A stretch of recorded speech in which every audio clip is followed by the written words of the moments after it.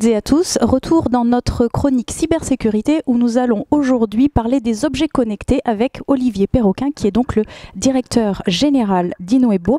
Olivier, bonjour, merci d'être avec nous ce matin. Alors ces objets connectés, ils sont déjà dans notre vie au quotidien. Quand on entend les analystes faire des prévisions à l'aube 2025-2050, on parle de milliards d'unités, ce qui donne un peu le tournis. La question qu'on se pose évidemment nous sur cette thématique cybersécurité, c'est comment est-ce que on associe la sécurité à cette facilité d'usage qui est clairement plébiscitée par les utilisateurs. Écoutez, c'est notre cœur de sujet. Donc la facilité, c'est quand même un élément fondamental des usages.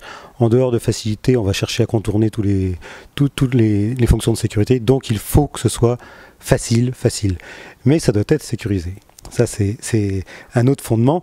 L'utilisateur attend que ce soit sécurisé, mais il n'attend pas, j'allais dire, l'effort que ça représente pour sécuriser. Et donc ça, c'est toute la recherche qu'on fait depuis toujours, parce que nous on est un acteur de l'authentification forte, et l'un des succès d'Innoebo a été d'allier à la fois la simplicité d'usage et la sécurité. Et donc dans les objets connectés, on met ça en œuvre tout à fait naturellement, eu égard au fondement technologique qu'on a.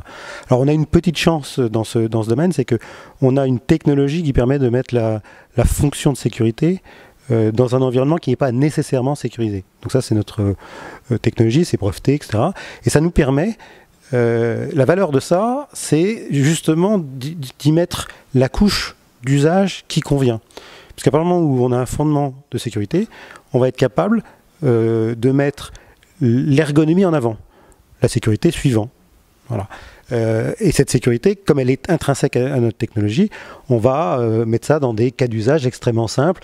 Et du coup, maintenant, après, c'est plutôt des ergonomes qui vont travailler pour faire en sorte que l'accès ou la façon dont j'interagis avec l'objet connecté soit simple, naturel, convivial, ergonomique, etc.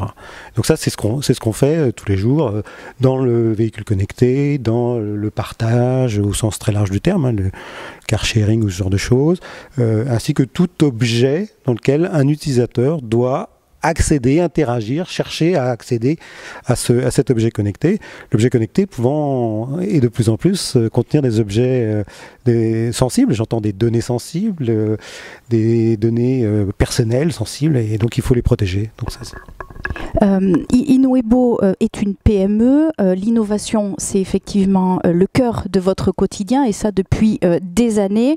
Vous protégez à la fois les ressources et à la fois les services de l'IoT, c'est assez innovant. Quelle est finalement cette valeur ajoutée? Comment ça se passe concrètement? Alors, donc on a plusieurs angles hein, dans les objets connectés, puisqu'en fait, nous on part des usages, c'est ce qu'on vient de dire il y a un instant. Donc concrètement, on est toujours dans la relation où comment une personne va accéder à un objet connecté. Hein. C'est pas d'objet connecté à objet connecté. On se situe ici et dans un monde qui est soit professionnel, soit grand public. Hein. Donc là, on a les deux. Par contre, l'interaction, elle va se faire en fonction des cas d'usage. C'est-à-dire que si j'ai envie d'accéder à mon véhicule qui est dans la rue, peut-être que la méthode la plus simple, c'est de sortir son téléphone et d'interagir avec le véhicule parce que je vais me connecter de manière sécurisée à cet objet. Alors, je suis en train de parler d'un véhicule, mais ça peut être un objet de la vie domestique, hein, pourquoi pas un frigidaire ou pour aller compléter la liste de courses qu'il faut faire. Mais on est dans un objet technique, téléphone, ordinateur, peut-être une montre, etc., qui va permettre d'accéder à cet objet connecté. Et ça, donc pourquoi l'un ou l'autre, c'est l'usage qui va le déterminer, sachant que nous, on va mettre notre technologie, quelle que soit la forme technologique de cet outil de connexion. Alors on entend beaucoup parler du problème de la sécurité de ces objets connectés qui n'a pas été pensé en amont, hein, ce qu'on appelle le by design. Ça c'est un vrai sujet. Est-ce qu'aujourd'hui vous voyez que les choses bougent? Est-ce que ça évolue et donc finalement ce que vous proposez reçoit un écho favorable?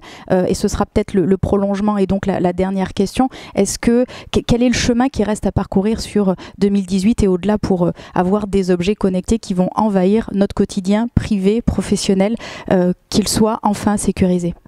Alors le sujet est très très vaste parce qu'en fait ça dépend des types d'objets, de cette industrie. Elle est encore très très diverse. Un jouet connecté, est-ce que ça doit avoir le même niveau de sécurité qu'un véhicule connecté? Je fais un peu exprès de prendre les extrêmes parce que tout le monde a parlé des véhicules connectés et des attaques. Puis le véhicule, c'est la sécurité aussi physique, c'est pas que la sécurité des données, donc on peut aller beaucoup plus loin.